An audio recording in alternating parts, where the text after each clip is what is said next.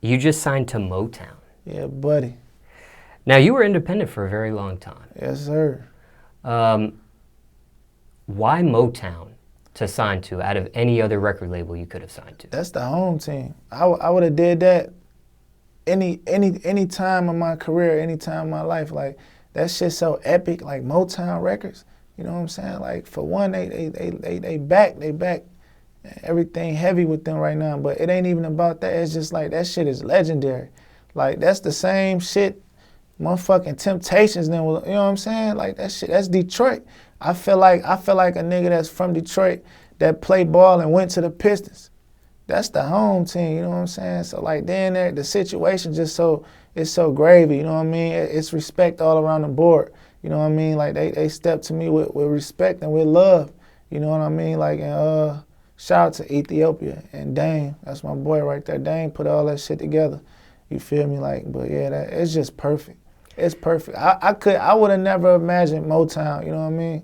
I would have stayed independent, but something like that, you got an opportunity for something to make history with some shit like that. Like, I made history. I was already a legend in Detroit. I'm really legendary now. I'm the only nigga from Detroit signed to Motown as of now, you know what I'm saying? That shit big, bro. Like, that shit is legendary. Now, how did they reach out to you initially? I was in a halfway house, and Dane reached out to Chanel and was just like, shit, I want to fuck with Holmes. You know what I'm saying? We got to put that shit together. We got to sit down. I couldn't move, though. I couldn't leave the halfway house. I couldn't do shit. I couldn't do nothing. So Neil had to fly out to L.A., sit down with Dane. Then Dane flew out to Detroit and came see me while I was in the halfway house. And shit, the rest was history. Now, how much time from the moment Dame visits you in the halfway house to you actually inking the deal? We got that shit done within a month and a half. Now, and the most time just came from the lawyers going back and forth. I see.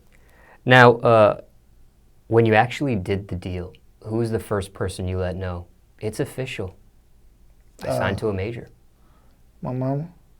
What was her reaction? She didn't believe it. She was kind of fucked up. Like, you know what I mean? She was happy for a nigga, man. You know what I'm saying? Like, that's some news you always want to tell your mama. Like, something like that. Like I say, that's like making it to the NBA. To have somebody have that type of support behind you, a label like Motown, and just that type of structure. You know, that type of engine, that type of machine.